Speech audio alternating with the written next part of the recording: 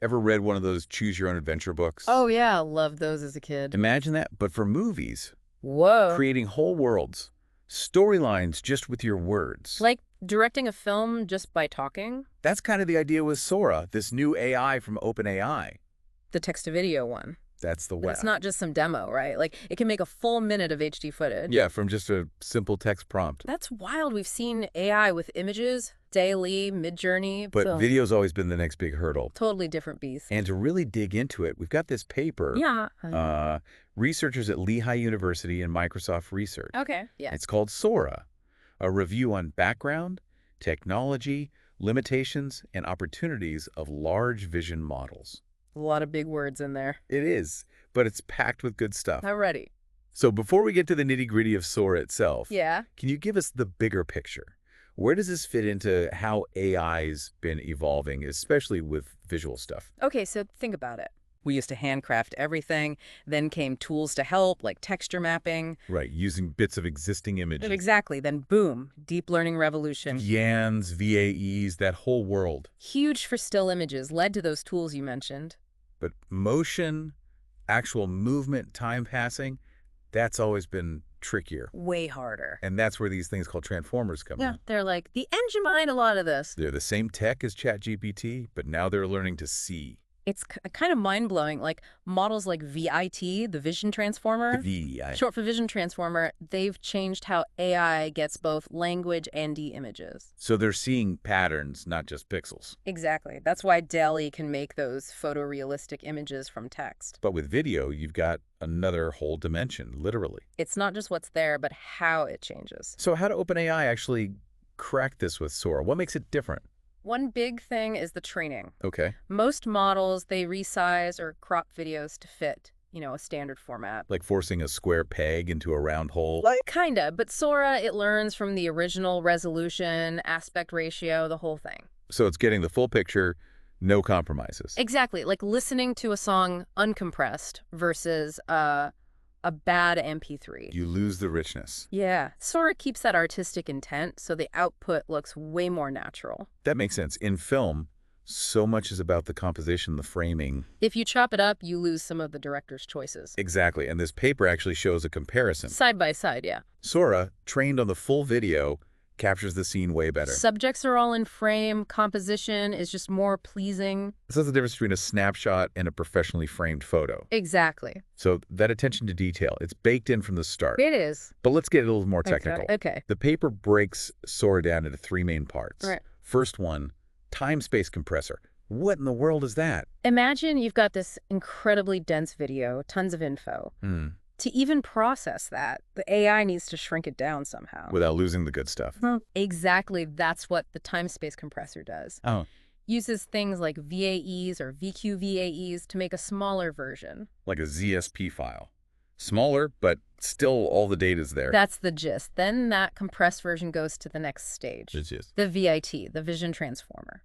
This is where things get juicy. This is the brain of Sora. Go on. It takes those compressed bits and actually starts understanding them. Not just seeing pixels, but what they mean. Yeah, like figuring out what objects are, how they relate, how they move. Decoding the prompt and starting to build the scene. From this abstract representation to something we recognize. Wow. Okay, then there's the third part, the CLIP-like conditioning mechanism. This one's all about style. Oh, yeah. It takes your text prompt, any visual prompts too, and sets the mood of the video. So same scene could feel like gritty crime drama or a rom-com. Depending on what you're going for. Wow, that's amazing. But what's really cool is how Sora handles videos of different lengths, resolutions, aspect ratios. Right, because that's all over the place. It uses this system of space-time latent patches. Space-time latent patches. Sure. Sounds like some high-level physics. It is a bit technical, but think of it like breaking down the video into chunks that capture both what's in the frame,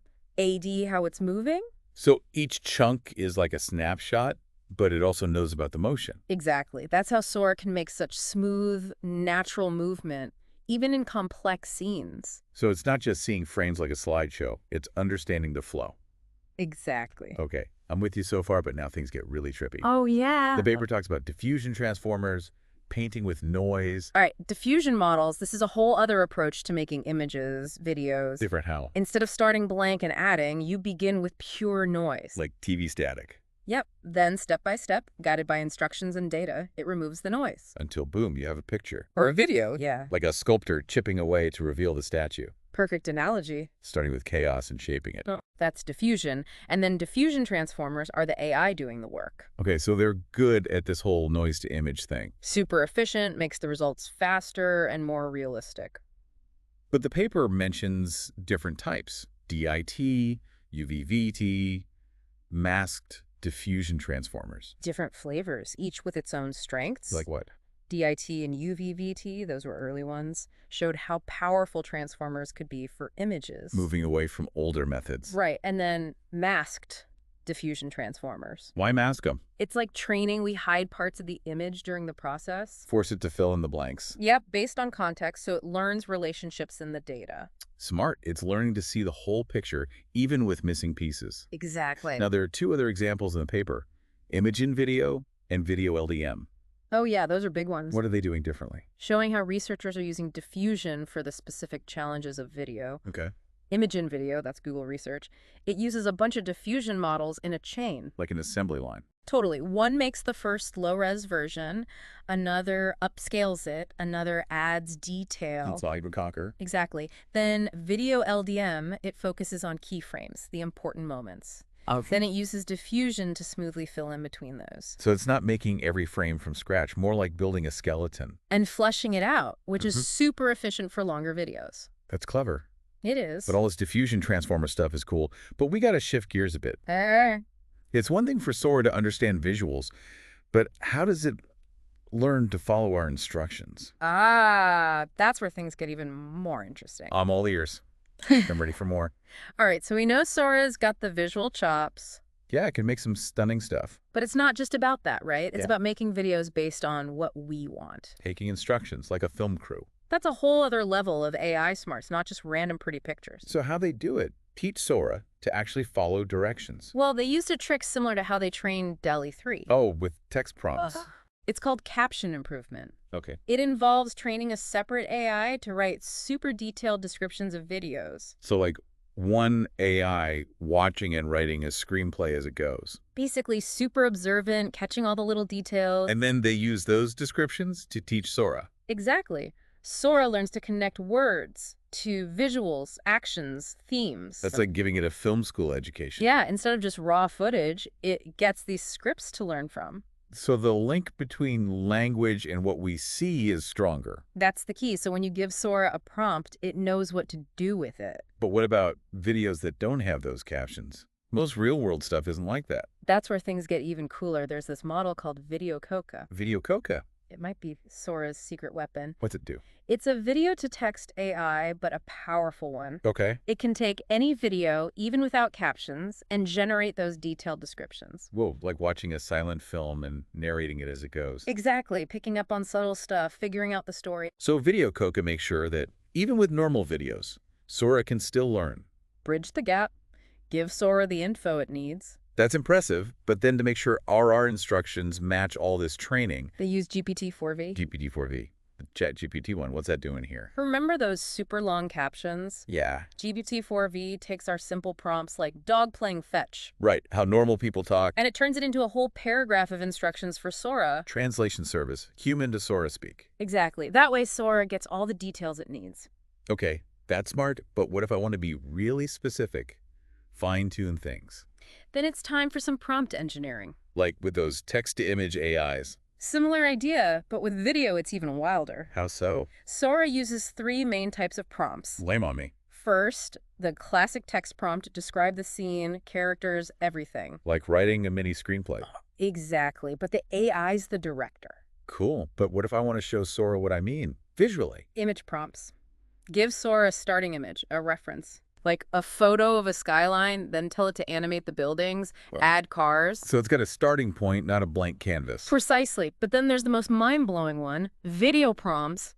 Wait, you can feed Sora an existing video as a prompt. It's crazy, right? How does that even work? Super versatile. You can have Sora extend the video, show what happens next. Oh, wow. Or edit it, change the style, add stuff, or even connect different videos together. Whoa, making transitions between, like, completely different scenes. It's like giving Sora raw footage and saying, go nuts, be creative. That's wild. It blurs the line between making and editing video. Exactly. The possibilities are insane. All this is amazing, but gotta be realistic. With power like this, there's gotta be risks. Oh, absolutely. Deep fakes, propaganda, misinformation. It's a real concern. Can't just ignore that. And OpenAI knows it. They've taken steps. Like what? They built a detector that can spot Sora-made videos, helps fight deepfakes, Good. and content filters to block harmful or inappropriate stuff. That's reassuring, but feels like an arms race as soon as you block one thing. Someone finds a way around it. Yeah, it's the challenge with any powerful tech. Gotta stay vigilant. It takes developers, policymakers, users all working together. To make sure it's used for good. Exactly. And that conversation needs to keep happening, especially as these tools get more advanced. For sure. But for now, let's focus on the positive. What applications are you most excited about? Where could this take us? Well, that's a whole other discussion, but let me tell you, the possibilities are huge, and they're pretty mind-blowing. Okay, I'm back. Ready for those mind-blowing possibilities you teased. All right, let's dive in. Start with entertainment, movies specifically. Yeah, big industry. Sora could completely change how films are made.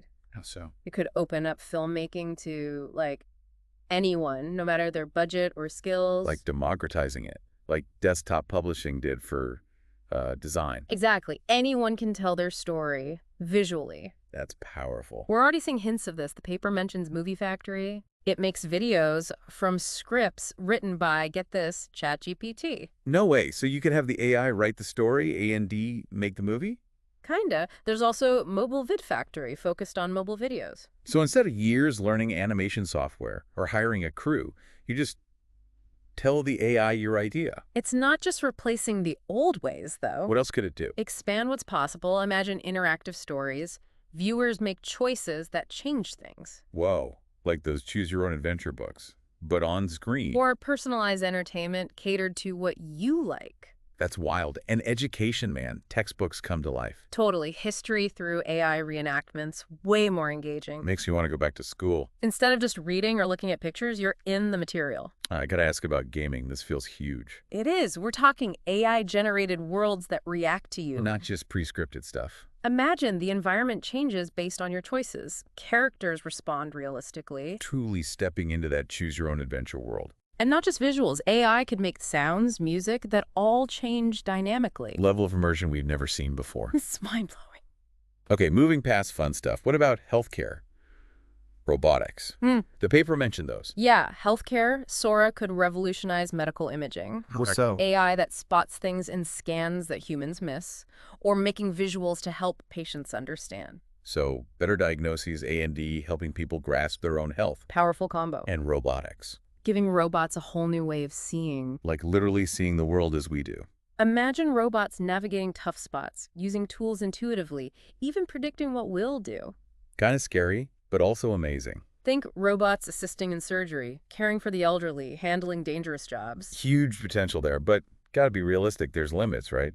The paper talked about some. Yeah, physical realism, spatial stuff, human-computer interaction. Sora's not perfect. What kind of struggles does it have? Complex physical interactions are tough, like how things collide, how fabric moves. So no perfectly realistic CGI people yet.